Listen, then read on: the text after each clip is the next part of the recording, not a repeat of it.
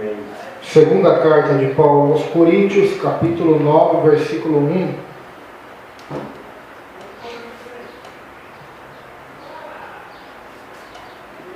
Segunda carta de Paulo aos Coríntios, capítulo 9, verso 1, diz assim: Ora, quanto à assistência a favor dos santos, é desnecessário escrever-vos, porque bem reconheço a vossa presteza, da qual me glorio, junto aos macedônios, dizendo que a Acaia está preparada desde o ano passado, e o vosso zelo tem estimulado a muitíssimos. Contudo, enviei os irmãos para que o nosso louvor a vosso respeito, neste particular, não se desminta, a fim de que, como venho dizendo, estivesseis preparados, para que, caso alguns macedônios forem comigo e vos encontrem desapercebidos, não fiquemos nós envergonhados, para não dizer vós, quanto a esta confiança. Portanto, julguei conveniente recomendar aos irmãos que me precedessem entre vós e preparassem de antemão a vossa dádiva já anunciada, para que esteja pronta como expressão de generosidade, não de avareza. Então, dando continuação ao estudo bíblico sobre Aleluia. as ofertas, né? Nós vimos já no capítulo 8 que ia ser levantada uma oferta para a igreja da Judéia, né? Jerusalém, o povo de Israel, os cristãos ali que tinham se convertido, né, ao evangelho, que eram pobres, estavam necessitando de alimentação, de roupa, pelo fato de estar passando por uma grave crise, né, e fome. Então a igreja estava levantando uma oferta, né, às igrejas gentílicas, para enviar ao povo de Jerusalém. E Paulo começa dizendo: quanto à assistência a favor dos santos, é desnecessário escrever lá para vocês. Por quê? Porque ele reconhecia a presteza, né? Reconhecia a prontidão, o ânimo daquele povo. No versículo 2 da outra tradução diz: porque bem sei a prontidão do vosso ânimo, da qual me glorio de vós, para com os macedônios, que a Acaia está pronta desde o ano passado, o vosso zelo tem estimulado a muito. Então, era uma igreja, era um povo que estava de prontidão, de bom ânimo para contribuição, para ofertar e levantar essa oferta aos irmãos, né? Então estava pronto, e aí do seu zelo estava estimulando muitas igrejas de outras cidades estavam vendo como essa igreja estava contribuindo, estava animando as outras também a contribuir, a ajudar, né? A ofertar aquele povo, né? A trazer esta oferta. Então a contribuição da igreja ali da Macedônia, da Acaia, estava contribuindo, estimulando outros irmãos a fazerem o mesmo procedimento, né? A terem o mesmo procedimento. Então o exemplo é muito importante, né? Nós podemos tanto dar um exemplo positivo como negativo, né? Por exemplo, tem pessoas que dão exemplo, mas é mau exemplo, né? Mau exemplo para a família, mau exemplo como cristão, como pai, etc., levando as pessoas ao pecado. Agora, essa igreja estava dando um bom exemplo na contribuição para a caridade para com os irmãos da Judéia, e as outras igrejas estavam seguindo este mesmo exemplo, né?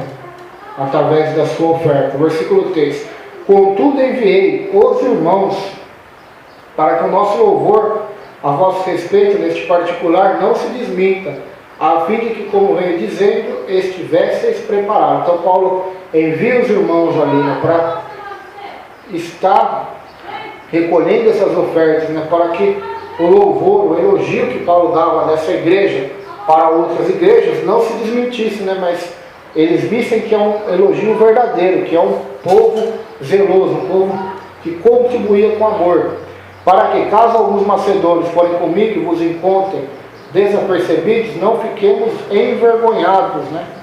Nem vocês também, quanto a esta confiança. Ou seja, está enviando irmãos já para prepará-los para recolher esta oferta, né? Para que não fossem eles envergonhados, né? Então, macedônios iriam ali junto com Paulo, e era para que eles não fossem pegos de surpresa, mas preparados para ofertar. No versículo 5: portanto, julguei conveniente recomendar aos irmãos que me precedessem, ou seja, aqueles irmãos que estão indo antes de eu chegar na cidade, entre vós, e preparem de antemão a vossa dádiva, né, o vosso presente, a dádiva, né, já anunciada, a vossa oferta, para que esteja pronta como expressão de generosidade e não de avareza. Então, que essa oferta estivesse sendo levantada já uma oferta de generosidade, não de avareza, né? Então, a nossa oferta deve ser de generosidade, não de avareza. O que é uma oferta de avareza? Podemos dizer assim, é aquela oferta que nós fazemos algo para Deus esperando algo em troca, né? É a famosa barganha, né? Essa é uma oferta de avareza. Eu quero dar 100 para me receber 1000. Eu quero fazer um sacrifício, uma oferta para me receber algo maior. Então, podemos chamar uma oferta de avareza. Por quê? Porque eu estou dando porque eu quero receber mais. Porque eu quero mais dinheiro. Então, é uma oferta de avareza, não de generosidade. Agora, a oferta desses irmãos era uma oferta de generosidade, porque eles estavam contribuindo para os irmãos lá da Judéia, de uma outra cidade, de um outro país, que talvez nunca eles iam conhecer pessoalmente. Era uma oferta generosa para quê? Para alimentá-los, para dar comida a eles, pão a eles, veste a eles, para eles sobreviverem. Então, a oferta de cristão deve ser baseada nisso, na generosidade e não na avareza. Versículo 6: e isto eu afirmo: aquele que semeia pouco, pouco também ceifará, e o que semeia com fartura, com abundância também ceifará. Na outra tradução, eu digo isso, que o que semeia pouco, pouco também ceifará, e o que semeia abundância, em abundância também ceifará. Então nós observamos aqui na contribuição também que deve ser com generosidade, e Paulo usa um exemplo aqui de semente, né? Aquele que semeia pouco, pouco também colherá, mas aquele que semeia abundância, e a abundância ceifará. Então, a bênção de Deus vem para nós também, mediante a oferta, mediante a semente que nós semeamos, né? Mas então tem que semear R$1000, porque quanto mais eu semear, mais eu irei colher. Só que talvez a colheita aqui, as pessoas esperam colheita financeira, né? E aí se torna uma barganha ofertar dessa forma, como nós vimos no versículo anterior. Mas essa abundância que Deus nos dá, também não significa uma abundância somente financeira, abundância de saúde, de alegria, né? Vida com abundância. Até porque Jesus disse: eu vim dar vida a vocês, vida com abundância. Não significa que vai ser rico, né? Então, essa abundância aqui também não significa que a pessoa vai ficar milionária através da oferta, ou vai ser o homem mais rico, não. Mas significa que Deus irá suprir as suas necessidades, a partir de que ela esteja ofertando com generosidade, né? Então, nós vamos ver no versículo 7 agora. Olha o que diz: cada um contribua segundo tiver proposto no coração, não com tristeza ou por necessidade, porque Deus ama a quem dá com alegria. Na outra tradução, cada um contribua segundo propôs no seu coração, não com tristeza ou por necessidade, porque Deus ama ao que dá com alegria. Então eu vou semear porque eu quero receber mais, ou seja, eu tenho necessidade, eu estou contribuindo por necessidade de receber mais. Então é uma oferta que Deus não se agrada. Ou eu vou contribuir uma semente, mas com tristeza, né? Estou com dó, vou dar isso aqui, né? Poderia fazer outra coisa com isso, né? Então, dessa forma também, Deus não se alegra e Deus não recebe, né? A única oferta que Deus recebe é aquela que é dada com alegria, né? Outro mais, versículo 7: cada um contribua segundo propôs no seu coração. Paulo, ele não estipulou valor para os irmãos, nem quantidade, mas ele disse: olha, o que você colocar no seu coração, o que você propor no seu coração, o que Deus tocar no seu coração, essa vai ser a sua contribuição, vai ser a sua oferta, né? Então, nós vemos isso acontecer muito na televisão, as pessoas dando valor à oferta, né? Oferta de 100, de R$1000, de R$300 e daí a gente vê cada uma na internet lá, campanha dos 7 mergulhos de Diamante, tem que pagar R$1.000 para participar. Aí tem uma piscina na igreja ali, cada culto, eles dão um mergulho na água ali, né? Tem inclusive até 2 cantores famosos evangélicos, foram lá em Israel e deram 7 mergulhos de Naamã no rio lá. Já que não pode batizar de novo, então foram lá querer mergulhar ali para falar que era tipo uma limpeza espiritual, igual de Naamã, né, que teve a lepra, né? Então o pessoal inventa um monte de coisa, um monte de campanha, somente para enganar o pessoal e ganhar dinheiro do pessoal. Até cajado de Moisés eles vendem, arca da aliança, lenço ungido, meio ungida, tijolo ungido, água ungida, né? Água de Israel.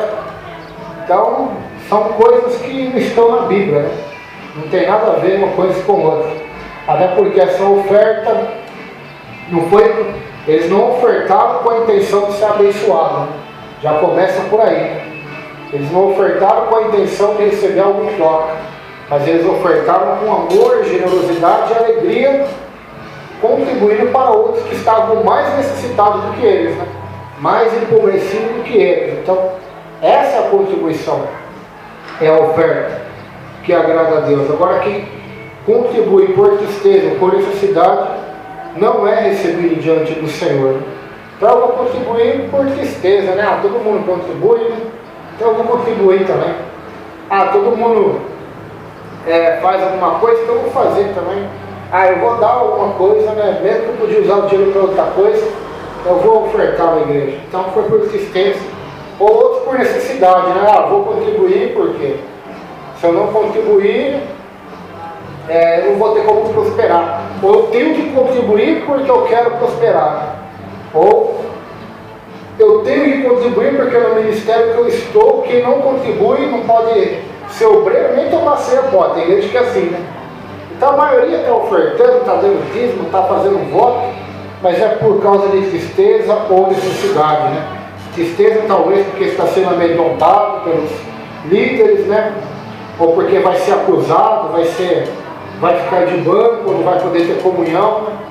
Só que a Bíblia é clara, cada um contribua segundo o propósito do seu coração, não por tristeza ou por necessidade, porque Deus ama ao que dá com alegria, né?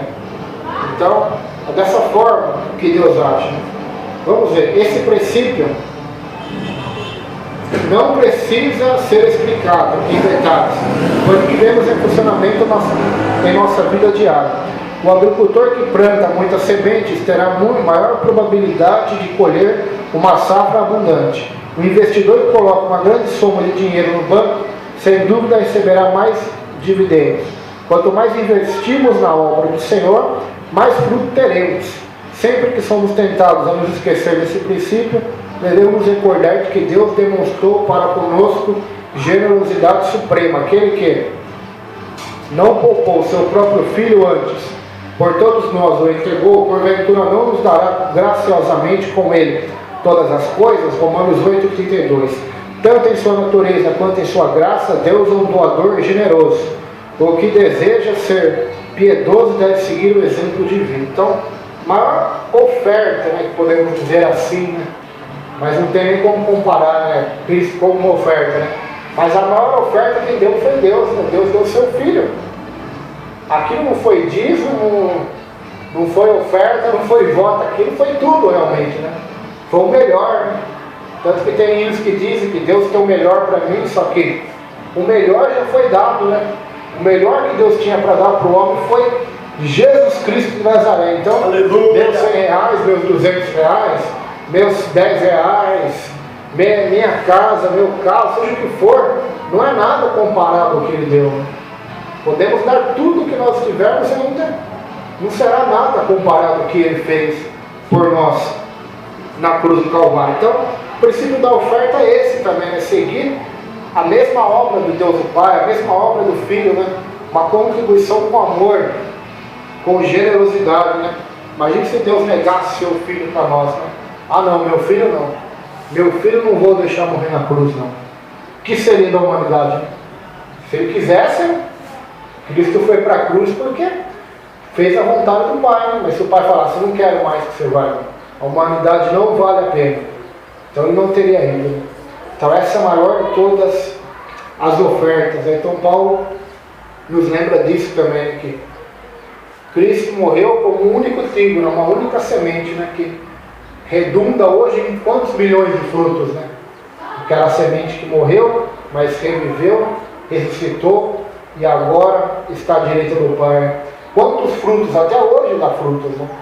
Então é isso que a Bíblia está falando, que semeia um pouco, talvez semeia uma obra missionária ali, talvez uma igreja pequena, talvez é algo que tem 2 almas, tem 10 almas, mas talvez aquela alma estando com as portas abertas, vai uma alma ali ser salva, que talvez vai ser um John Wesley, né? Daqui a 20 anos, vai ser um Billy Graham, vai ser um Spurgeon, que vai ganhar centenas de milhares de almas para Jesus.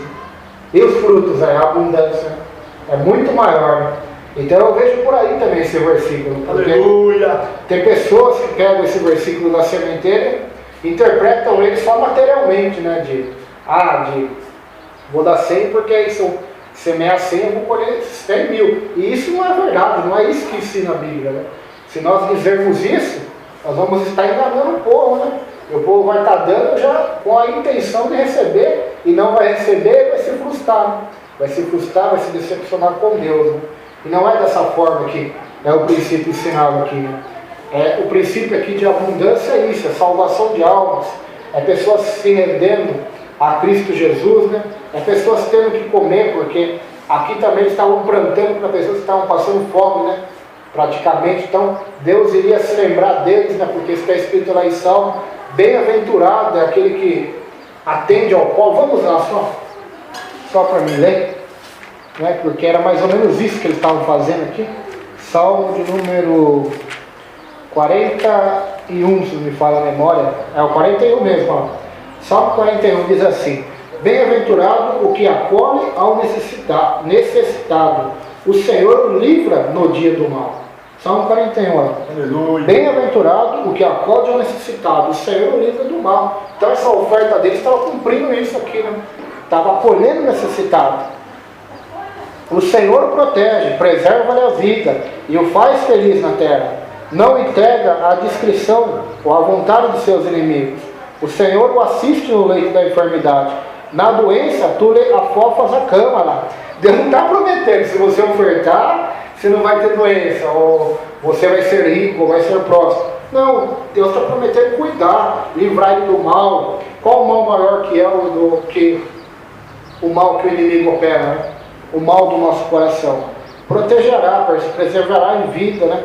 Dará felicidade na terra, na velhice vai sustentar, né? No leito da enfermidade, na doença lhe afofas a cama.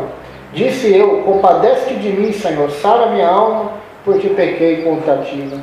Também tem um provérbio, não sei onde está agora, mas diz que aquele que fecha o ouvido para o clamor do pobre, vai clamar também, não vai ser ouvido. Não sei se o pastor já leu esse versículo, está lá em Provérbios, né?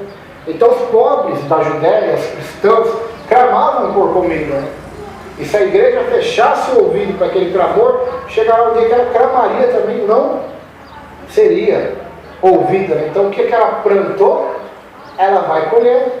É o princípio que está aqui. Se eu ajudo, receberei ajuda. Não é que eu estou sendo interesseiro, mas é o princípio da palavra de Deus. Se eu ajudo, receberei ajuda. Se eu acolher, serei também acolhido. Mas se eu fechar as mãos, se eu não perdoar, não serei perdoado. É o que ensina, não somente esse versículo aqui, mas toda a Bíblia, né? Lá no livro de Gálatas também diz, né? Deus não se deixa zombar, né?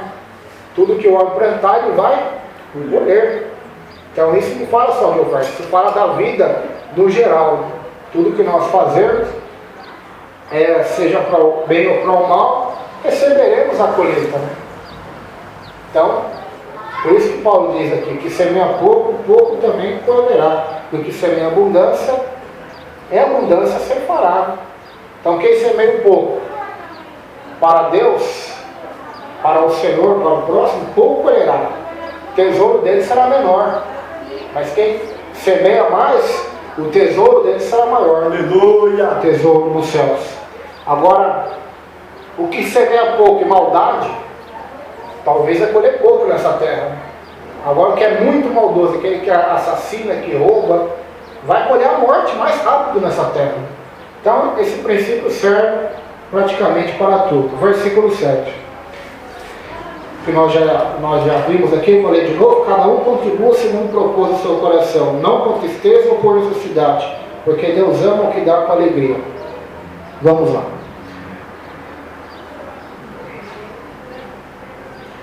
O princípio da intenção, né? Ceifamos o que semeamos pelos motivos certos. Para o agricultor, a motivação não faz diferença alguma. Se ele plantar sementes boas, o tempo cooperar, terá sua colheita, quer esteja trabalhando pelo lucro, por prazer ou por orgulho. Não importa de que maneira pretende usar o dinheiro que receber, a colheita provavelmente virá. No entanto, o mesmo não se aplica ao cristão. A motivação ao contribuir ou em qualquer outra atividade é de importância vital. Nossa contribuição deve ser feita de coração e a motivação do coração deve ser agradável a Deus. Não devemos ser contribuintes tristes, que dão de má vontade, ou contribuintes zangados, né, que dão porque precisam, por necessidade. Antes, devemos ser contribuintes contentes, compartilhando com a alegria que temos, pois experimentamos a graça de Deus. O generoso será abençoado, porque dá o seu pão ao pobre. Provérbios 22, versículo 9. O generoso será abençoado, porque dá o seu pão ao pobre. Está lá em Provérbios 22, 9, escrito pelo Salomão, rei Salomão, um dos homens mais sábios da terra. Então o generoso vai ser abençoado, né? Porque ele ajuda, e quem dá, recebe, né? Quem planta, colhe. E essa pessoa que diz a Escritura, não é aquele que vai ajudar os pobres, ou dar dinheiro, ou comida aos pobres, esperando o céu. Ou ele está fazendo aquilo porque ele quer receber bênção de Deus. Ele está fazendo aquilo simplesmente porque ele ama o próximo. E porque Deus o amou e morreu por ele na cruz. Então ele faz por amor e por alegria, né? Não por necessidade. Eu tenho que ajudar as pessoas porque está na Bíblia. Eu tenho que fazer isso porque está na Bíblia. Não, eu tenho que fazer isso porque é mandamento, porque a igreja quer. Ou porque eu tenho necessidade, né? Igual os espíritas, ela tem que fazer caridade para ir para o céu. Para mim deixar o ciclo da reencarnação e se tornar um espírito de luz perfeito. Né? Então não é dessa forma. Contribuição é feita por amor. Se não podemos dar com alegria, o termo grego usado nessa passagem é o radical de nossa palavra hilariante, devemos abrir o coração ao Senhor e pedir que nos conceda a sua graça. Sem dúvida, Deus pode abençoar a entrega, a oferta entregue por senso de dever, mas não abençoará o que dá a oferta, a menos que seu coração esteja em ordem. Ofertar pela graça significa que Deus abençoa não apenas a contribuição, mas também o contribuinte, e que este se torne uma bênção a outros. Então, é isso que nós observamos aqui. Tem aquele versículo também sobre a oferta que diz: se você ofertar algo a Deus e lembrar que algum irmão tem algo contra você, não oferte, né? Mais ou menos igual esse versículo aqui. Então aquela oferta hipócrita, podemos dizer assim, né? Eu estou com um monte de coisa errada na minha vida, mas eu vou lá na igreja ofertar que tá bom, né? Também Deus não quer dessa forma. Deus quer primeiramente a sua vida, depois a sua oferta, né? Primeiramente você consertado, convertido ao Senhor, para ir para o céu, para depois as demais coisas ser acrescentadas. Versículo 8. E Deus é poderoso para tornar abundante em vós toda graça, a fim de que, tendo sempre em tudo, toda suficiência, superabundez em toda boa obra, né? Então a abundância aqui, né? A abundância da colheita é essa. Deus é poderoso para tornar abundante em vós toda a graça, né? A graça de Deus, a abundância em vocês, a fim de que, tendo sempre em tudo toda suficiência, né? Abundância, superabundância em boas obras, né? Ajudando, caridade, boa obra. Verso 9, conforme está escrito: espalhou, deu aos pobres, sua justiça permanece para sempre, né? Então, assim como Cristo fez, né? Como o Pai espalhou, deu aos pobres, sua justiça permanece para sempre. É melhor dar do que receber, né? De acordo com a Escritura. Então isso é a vida com abundância, né? Superabundância de boas obras, de ajudar as pessoas. Versículo 10. Ora, aquele que dá semente ao que semeia e pão para comer, também multiplicará a vossa sementeira e aumentará os frutos da vossa justiça. Então, aquele que dá semente ao que semeia, né? Então, eu estou semeando, mas quem que me deu a semente? Foi Deus. Eu estou comendo pão, mas quem me deu o pão? Foi o Senhor, né? Então, aquele que dá semente ao que semeia, pão para comer, também multiplicará a vossa sementeira e aumentará os frutos da vossa justiça. Então nós aprendemos aqui que, primeiramente, não damos nada ao Senhor, né? A não ser que não tenhamos recebido, né? Porque tudo é dele. O próprio Estevão, Salomão diz: quem que deu primeiro alguma coisa ao Senhor? Se dele são todas as coisas. Então tudo é dele. Nada é nosso. Tudo é realmente dele, é emprestado por nós. Por isso que nós vimos aqui na terra nu e voltaremos nu, porque nada é nosso, tudo realmente é dele, tudo ele nos deu, né? Então a palavra de Deus diz: aquele que dá semente ao que semeia e pão para comer, também multiplicará a vossa sementeira e aumentará os frutos da vossa justiça. Então, para você que é generoso, você que está com o coração aberto, Deus te abençoará, te dará uma semente e multiplicará os frutos da vossa justiça. Verso 11: para quem tudo enriqueçais, para toda a beneficência, a qual faz que por nós cedei graças a Deus. Verso 11 da tradução: enriquecendo-vos em tudo para toda a generosidade, a qual faz que por nosso intermédio sejam tributadas graças a Deus. Então, através dessa oferta, né, dessas bênçãos que vocês estão levantando para os irmãos da Judéia, muitas graças serão dadas a Deus, né? Vocês estarão enriquecendo a si mesmos e a muitas outras pessoas, né, com essa oferta de generosidade.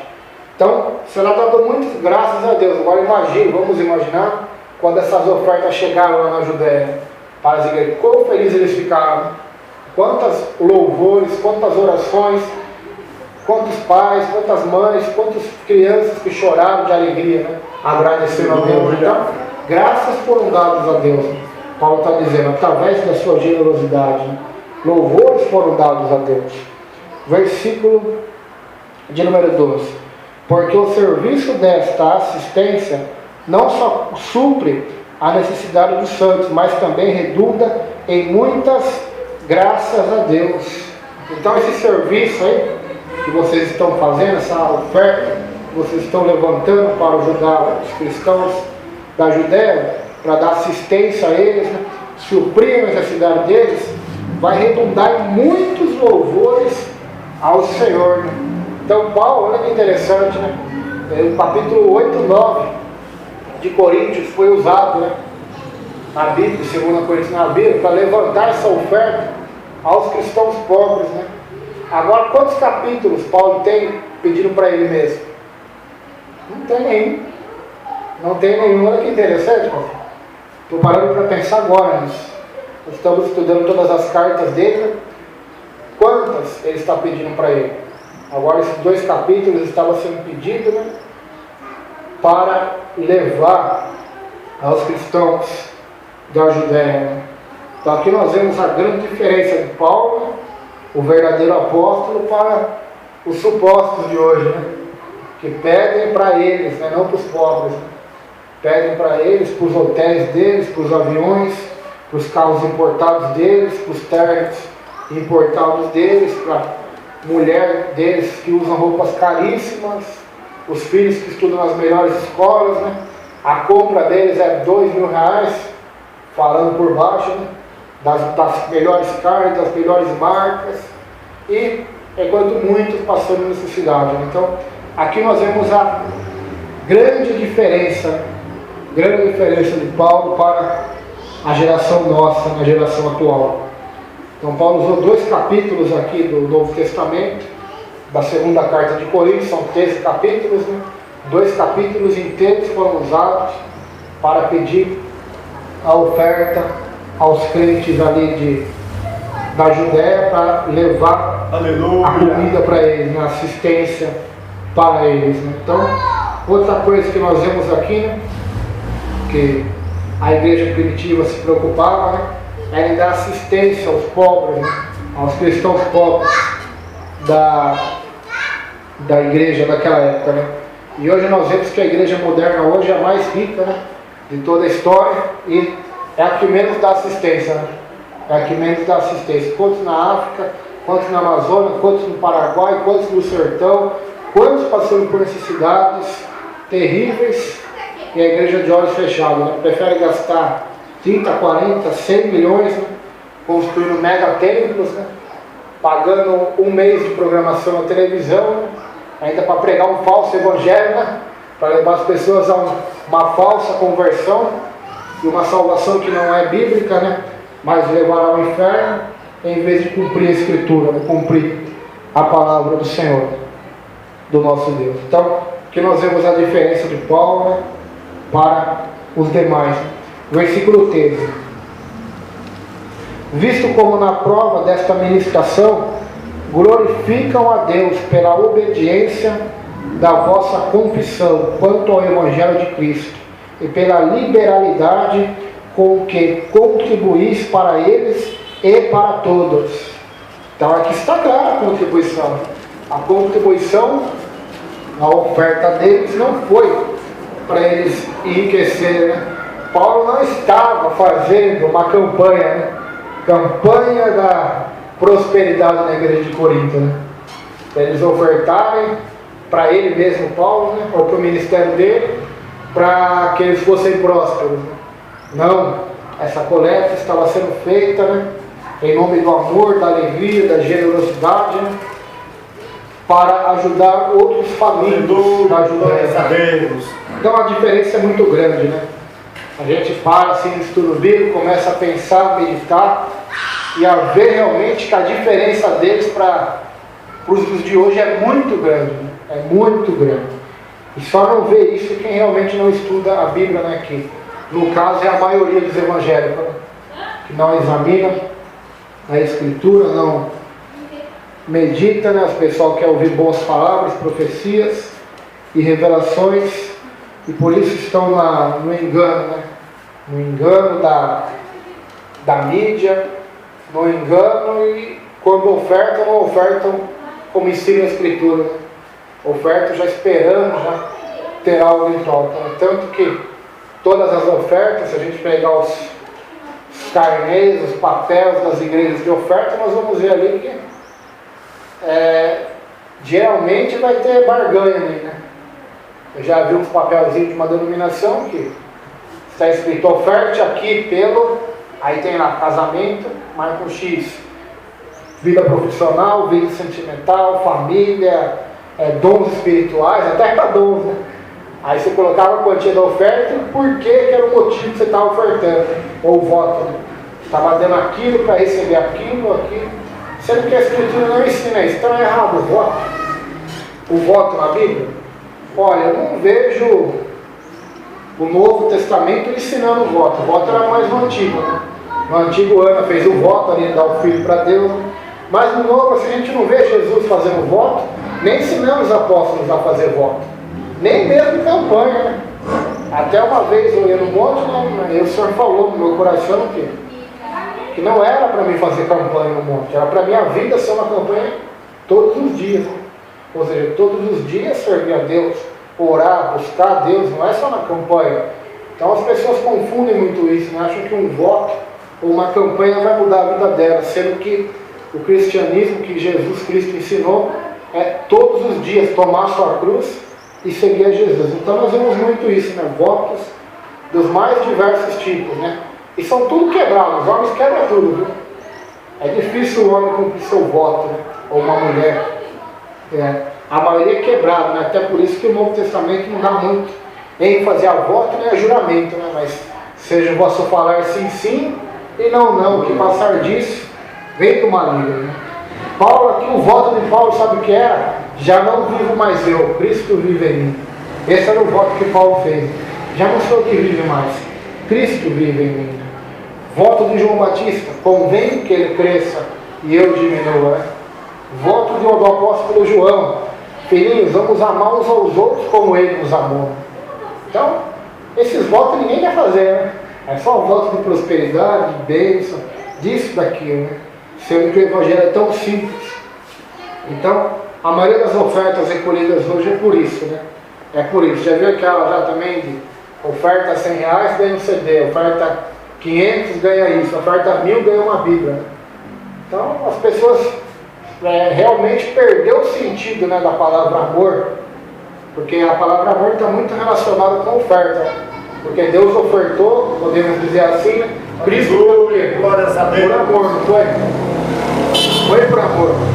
Agora a palavra amor e oferta perderam o sentido, né? Hoje as pessoas não fazem mais por amor, fazem por barganha, fazem por vários interesses. E nós vemos aqui que o cristão é diferente do mundo. Por exemplo, o fazendeiro do mundo, nós vemos aqui no comentário, ele vai plantar semente, não importa a motivação dele. Se ele está trabalhando porque ele gosta, ou porque ele precisa, ou porque ele é orgulhoso, quer mostrar para os outros fazendeiros que ele é melhor, né? Ele vai ter colheita se ele plantar boas sementes. Mas agora, espiritualmente falando, a motivação importa mais do que a quantidade. Se a gente ofertar R$10, mas por amor, vale mais para Deus do que 1 milhão, se for por farisaísmo, por orgulho. Vale muito mais para Deus. A viúva pobre deu a única moeda que ela tinha e sua oferta foi a maior. Por quê? Porque o interior dela era melhor, né? Podemos dizer assim, né? Era puro, era amor, era alegria, né? Era voluntariedade, generosidade, do que daqueles hipócritas fariseus, né? Que davam para se mostrar, né? Para mostrar sua piedade aos outros, né? Até tinha aquele comentário de quem estava dando mais, né? Podemos imaginar assim, porque realmente é assim que funciona em muitos lugares. Eu dei 100 hoje esse mês para a igreja, eu dei 1000, né? Aí você vai nos empresários lá de São Paulo, das igrejas grandes, né? Esse mês aqui eu ofertei 100 mil. Nem fez cosca, né? Eu sou próximo, Deus está abençoando mesmo, né? Nesse mês aqui eu ofertei 200 mil, né? Então, essa disputa, talvez tenha uma irmãzinha pobre, no meio daquela multidão, está dando R$5 e para Jesus está sendo maior, né? Para Jesus. Então, isso é muito lindo também na Bíblia, né? Porque Deus não nos avalia pela quantidade, mas pela qualidade, né? Pelo amor e pela alegria. Então, tem muita gente que está num conceito de oferta totalmente fora do Evangelho, né? Fora da Escritura, né? Então, se o pastor pegar esse versículo aqui, para pedir oferta, para eles comprar carro importado, um monte de coisa, sendo que esses versículos aqui, a gente está lendo os capítulos inteiros, está vendo que é totalmente diferente, né? Paulo estava pedindo, era para ajudar os cristãos pobres lá da Judéia, né? E o pessoal tem a cara de pau de catar esses versículos e pedir para eles, né? Então nós vivemos totalmente num momento difícil, num momento de cegueira, né? Onde a palavra de Deus é distorcida de Gênesis a Apocalipse, né? Tudo porque o crente tem preguiça, né? Se ele catasse para ler 2 capítulos aqui, os 2 capítulos lesse, vamos dizer que ele vai dar uma estudadinha, leu umas 5 vezes 2. Leu umas 5 vezes, ele realmente ia ver que não tem nada a ver com o que é ensinado hoje. Mas não lê, então permanece no engano. Versículo 13: visto como na prova desta ministração glorificaram a Deus pela obediência da vossa confissão quanto ao Evangelho de Cristo e pela liberalidade como que contribuís para eles e para todos. Então, a igreja da Judéia deu graças a Deus e glorificou a Deus, né? Pelo exemplo, né, que a igreja de Macedônia, de Acaia, deu ao contribuir para eles, né? Verso 14: enquanto oram eles ao vosso favor, com grande afeto, em virtude da superabundante graça de Deus que há em vós, né?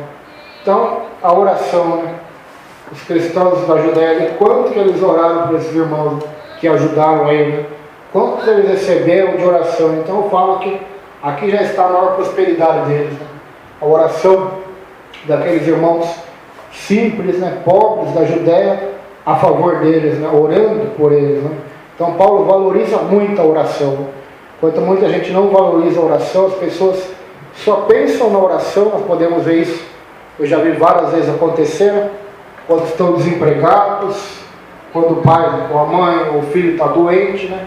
Ou numa cadeia. Aí as pessoas vão valorizar a oração, né? Só que a oração não deveria ser um remédio, né? A gente só vai quando está precisando. Remédio só toma quando está com dor, não é? Ou quando o médico manda. Na oração é a mesma coisa. Só ora quando tem algum problema, alguma coisa difícil, né? Ou uma situação triste. Mas a oração deveria ser algo como comida, né? Todos os dias a oração. Assim como o louvor deveria ser como comida, como água, né? Como temos que comer todo dia, né? Beber água todo dia, né? Mais que comer ainda água. Então a oração deveria ser isso, deveria ser algo de comunhão, assim como a oferta, né? Assim como o jejum, assim como o louvor, como a pregação, como ir ao culto, deve ser algo gostoso, algo que a gente faz por prazer, né? A gente come porque a gente tem necessidade, né? Mas é gostoso comer, sentir o sabor da comida. Assim deveria ser a oração também, a oferta deveria ser feita com gosto, né? Embora nós necessitamos de oração, necessitamos de pregar, necessitamos de estar na igreja, mas seria muito gostoso unir a necessidade com o prazer. Fazer aquilo porque é necessário, mas porque é prazeroso também, porque é gostoso. E está na Bíblia, Salmo de verso 1, Salmo capítulo 1, verso 2. Prazer está na lei do Senhor. Ou seja, eu tenho necessidade da palavra de Deus, mas eu tenho prazer também. Prazer na palavra de Deus. Então, é isso que a igreja primitiva tinha. Ela tinha prazer de ajudar, prazer de ofertar. Alegria, podemos dizer assim, de ofertar, de ajudar. Né? Não era por necessidade, não era por tristeza, né? Não era por avareza, mas era por alegria, por amor. Então, a igreja da Judéia estava orando por eles com grande afeto, né? Em virtude da superabundante graça de Deus que há em vós. Né? Então, eles atribuíram também a liberalidade da outra igreja, né? De ofertar para eles, de se lembrar deles, a graça de Deus, né? Porque foi a graça de Deus. Né? Foi Deus que tocou no coração deles, né? Para que eles ofertassem a eles que estavam mais necessitados e pobres. Né? Versículo 15, para terminar. Graças a Deus pelo seu dom inefável, né? Graças a Deus pelo seu dom inefável, né? O dom que Cristo nos deu, né? Que Deus nos deu, a salvação, né? Que não existe preço, né? Paulo resumiu a sua exposição comparando a ação da oferta do cristão com o que Deus fez ao entregar Jesus Cristo. Seu dom inefável. Deus enterrou seu filho e ceifou uma vasta colheita daqueles que colocaram a sua fé no Cristo ressurreto. Isso torna possível aos cristãos semear e ceifar com alegria e abundância, né? À medida que doam dessa maneira, eles transmitem a semelhança de Cristo, né? João 12, 24, vamos lá para João 12, 24, né? Para encerrar esse tema de oferta, né? João 12, 24.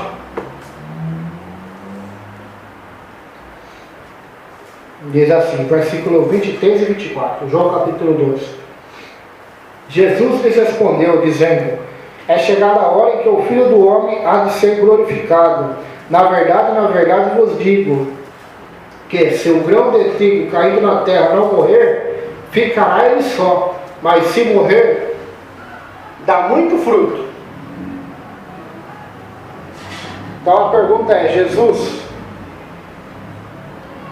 Paulo, Pedro, João Batista, Elias, Abraão, o próprio Moisés, que foi o criador da lei, deram o dízimo? Eles deram a vida. Deram a vida para Deus. Jesus ofertou sua vida para nos salvar. É isso que a palavra de Deus está dizendo aqui. Agora o cristão que não tem prazer na oferta, não tem prazer na caridade, mas faz por necessidade ou por tristeza, talvez nunca tenha conhecido realmente o amor de Deus, o amor de Cristo. Porque esse Cristo entregou seu Filho para morrer por ele, né? Agora ele não quer entregar nada para Deus, não. Diz que dá a vida para Deus, mas na verdade não dá. A maioria se hoje diz que deu a vida para Jesus, mas não deu absolutamente nada, né? Então, nós vemos que Jesus ele ofertou sua vida, Paulo ofertou sua vida pela obra missionária, né? Pela obra missionária. Aleluia. Então, eles foram muito mais profundos na oferta do que nós podemos imaginar. Eles deram a sua vida, né? Eles deram seu sangue, seu suor, suas lágrimas, seu tempo, né? Paulo deu toda a sua vida, né? Passou fome, passou sede. Nós vamos ver isso agora. Estou falando isso porque nós vamos ver isso a partir do capítulo 10 e 11, né? Nós vamos ver a oferta que Paulo fez, né? Açoite, sofrimento, naufrágio, porque ele não deixa de ser uma oferta. Por quê? Porque Deus, a Bíblia diz que Deus se alegra com a morte dos seus santos. Deus se alegra. Por que se alegra? Porque eu vou estar com ele, né? Então quando a pessoa sofre por amor a Cristo, isso é aceitável a Deus, isso é honrado, e será recompensado no céu. Bem-aventurados que são perseguidos, porque terão um grande galardão no céu, Senhor Jesus. São perseguidos por causa do nome dele. Então isso alegra o Senhor. Quando a pessoa morre ou é perseguida por fazer a justiça, ela é um bem-aventurado. Aleluia. Sua oferta é agradável a Deus. Quando a pessoa ora, aquela oração não de um hipócrita, mas aquela oração que é no secreto, né? Que pode ser na igreja, na casa, fechar as portas, num monte, pode ser em qualquer lugar. Deus não vai recompensar aquela oferta de oração. Então, nós podemos dizer que a oferta, assim resumidamente, ela não abrange somente a vida financeira, ela abrange toda a nossa vida. Ela é um princípio de toda a nossa vida, até mesmo no casamento, né? Para o casamento ter sucesso, tem que haver oferta dos dois lados, né? Agora, se o homem pensar só nele, a mulher pensar só nela, não houver oferta, um poder ofertar o tempo para o outro, né? Ou ceder para o outro ceder para o outro, não haverá união estável, só haverá divórcios, brigas, separações, né? Como tem acontecido na sociedade. Então, esse princípio da oferta é muito glorioso, né? O dom de Deus elevado, que é Cristo, né? Deus entregou para nos salvar, para nos dar a vida eterna. Então, essa é a base, né? A maior base que nós temos na palavra de Deus. Efésios 5 também. Efésios capítulo 5. Seria injusto nós falarmos de oferta hoje, não falarmos da maior oferta, né? Aleluia. Efésios 5. Essa oferta humilha qualquer um de nós. Quando o homem acha que está fazendo muita coisa para Deus, é só ele lembrar da oferta de Cristo na cruz, né? Então nós vamos ver que o que nós fazemos não é nada realmente ao que Deus nos fez. Verso 5, Efésios capítulo 5, verso 1 e 2. Diz assim: sede, pois, imitadores de Deus como filhos amados, andai em amor como também Cristo vos amou e se entregou a si mesmo por nós, em oferta e sacrifício a Deus em cheiro suave. Então, quando o homem bater no peito e achar que sua oferta é maior, é a melhor, deve ler esse versículo 2 e ver que a oferta maior, a oferta perfeita, Cristo já fez na cruz do Calvário, né? Cristo já se entregou naquela cruz para nos salvar, para nos dar a vida eterna. Então nós ofertamos não para ser salvos, nós não ofertamos para prosperar ou para ser os melhores, né? Mas a oferta, seja ela em dinheiro, em oração, culto, pregação, entregar sua vida para ser um missionário, limpar uma igreja, seja o que for, é para a glória do Eterno, né? É porque Ele já ofertou, Ele deu sua vida por nós, então tudo que nós fazemos não é nada comparado ao que Ele já fez, amém?